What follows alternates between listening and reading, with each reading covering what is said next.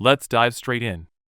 Section 7. How the Brits say goodbye with tea. Alright, first things first. The Brits treat death like someone popping into the pharmacy for their usual meds. It's kind of like death. Yeah, sure. But first, a nice cup of tea. You'd assume they'd be super heavy and somber when it comes to death. But nope, these folks are so chill and laid back about it that it'll make you wonder, can death really be this casual? In Britain, death isn't some doom and gloom headliner. No, they treat it like an invite-only party. Show up, sip some tea, maybe munch on a herbal drink, and bid farewell all nice and easy. It's like missing your subway stop, not checking out of the world entirely. The Brits see death with a kind of tongue-in-cheek vibe you'd expect from a BBC comedy. Most of the time, when someone passes away, people aren't crying buckets. They're more like, well, that's that, wasn't it? It's like death is just another thing of life that's happening, and it's on display for everyone. But here's the kicker. Some Brits go through death like they're returning from a trip to sunlit paradise. Maybe you've heard of the visiting tradition in Britain, sort of like visiting the deceased. Sure, it's the kind of thing you might hear only in movies. But hey, death in the UK apparently has its own cinematic trailer. Now here's a fun fact. One of the most common things they do after someone dies is throw a big tea party. Yup, tea. Imagine death being as relaxed as sipping a cup of tea. Usually a group of family and friends gather, pile on the cake, drink tea, and treat death like just another part of the life cycle. They'll even say, "You sure death happens this way?" And you just shrug and say, "Pour the tea, everything's gonna be okay." But hey, that's just the start. The best bit comes with the funerals. No, don't picture a crying, somber affair full of melancholy. Brits often turn funerals into a comedic send-off. Many insist on upbeat music so folks can actually laugh a little. I mean, if you're going out, why not go out dancing? And about traditions. In parts of Britain, a family might host a life party after someone dies. Not to mourn the sadness, but to highlight that death isn't something to sit in sorrow over. Turns out, in Britain, death's more like a wardrobe change than a tragic finale. Interesting, right? So in sum, Brits go out in style, with tea, cake, jokes, and even a special herbal cup for the soul. Death in the UK isn't that bad. You might even enjoy it. But tip 1, if you say goodbye to a Brit, bring that cuppa. Nothing beats death with tea.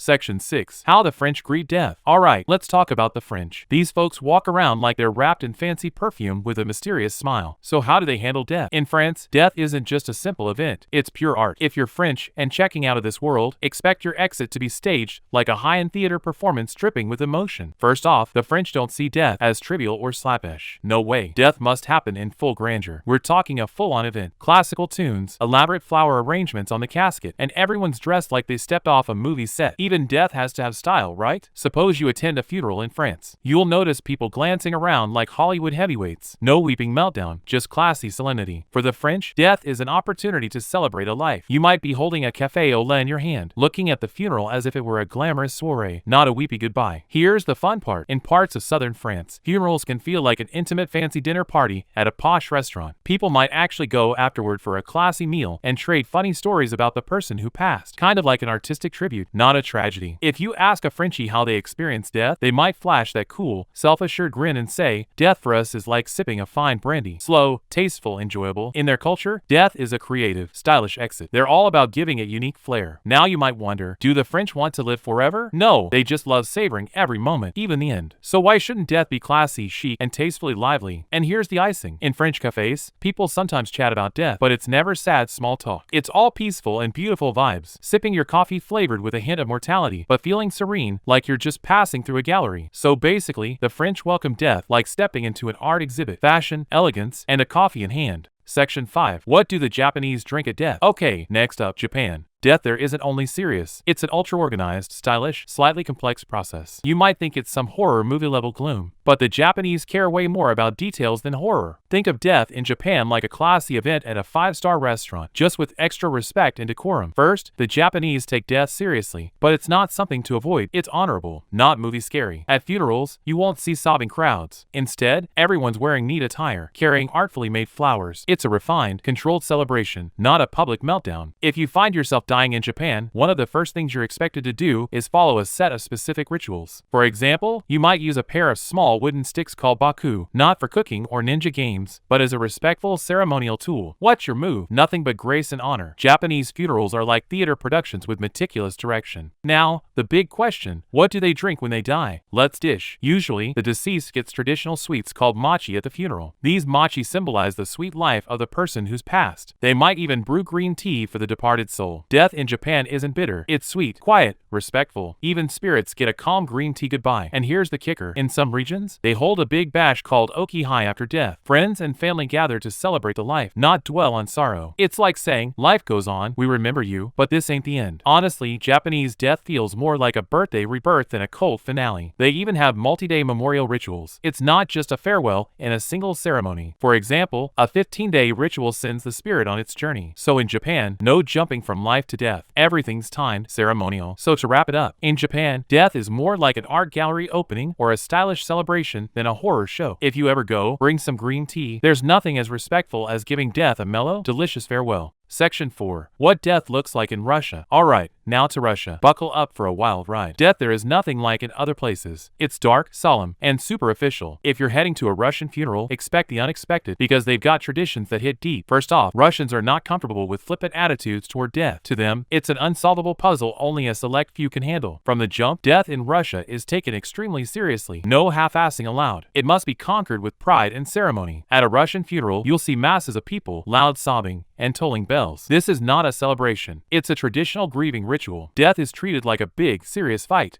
not a cozy exit. Now, Russians go all in on funerals. We're talking multi-day memorials, prayers, family assemblies, sharing memories. You can't just pop in, say your piece, and bounce. No, sir. You stand respectfully beside the mourners, light candles, maybe shed a tear, and honor the lost one. But here's the twist. Russia can surprise you, even at funerals. Sometimes after the dignified sorrow, the family and friends head out for a hearty meal together. Yup, they'll eat and share stories, as if to say, we'll cry, but we'll also keep living. Ever heard of the Memorial of the Slain Son? In some Russian regions, people honor the deceased weekly, placing food, lighting candles, even planting trees. Somehow, death becomes a link to nature and memory, not just the end. And get this, Russians have a sort of death Christmas. Once someone passes, you might get an invite to a death gift exchange, like a mourning-themed party. No, it's not to be happy about death. It's a respectful tradition, just unusual by American standards. So bottom line, Russian death is heavy, layered, and ceremonial. They don't joke around, but neither do they hide from life's end. Death in Russia is a grand tradition full of honor, and sometimes even celebration. A serious finale that echoes memories and respect. Section 3. How Germans clock out. Okay, now we hit Germany, the land where everything is so orderly. Even death has to RSVP. You don't just randomly die here, but you've got to schedule it, file paperwork, maybe send an email to the city hall. Germans treat death like a construction project. Planning, budgeting, checklists, legal boxes. It's a full-blown production. Their funerals feel like academic projects with deadlines. You'd swear someone would walk in with a clipboard. Coffin, check. Flowers, check. Deceased top song cued, check. Proceed. Funerals in Germany are quiet and formal. No dramatic sobbing, no coffin clinging. Everyone's honor bound to die neatly. No unnecessary fuss. If someone squeaks out a loud sob, you'll get that sharp German shh. We're recording memories here. And yes, Germans even regulate death. Many write precise wills, down to the minute. Funeral music, Beethoven track 3, play until 2:45, then fade. That kind of meticulous detail. Now, here's the eco twist. A lot of Germans opt for forest burials instead of cemeteries. True story. There's a natural woodland cemetery called Friedwald. They bury you under a tree, and that tree becomes your memorial. Die and your tree lives on. Eco-conscious to the max. Emotionally, German funerals are a mix of solemnity, respect, and tightly controlled tears. If someone cries unexpectedly, you get a tissue, maybe a cough, and quiet continues. You'll never hear dramatic lines like, oh God, he's gone. No, instead, it'll be said with decorum. He's at rest now. This concludes his earthly chapter. Then comes coffee and cake time. Yep, after the burial, people gather for coffee and cake. Because what's a German funeral without cake talk? Picture it. Someone's just died, but the crowd's hashing out buttercream versus marzipan on the cake. Classic. All said, German-style death is a micromanaged farewell. Nothing slips through the cracks. It's timeline and regulation city. And if the spirit's heading off to the great beyond, don't forget your ID copy and tax receipt. This is Germany, after all.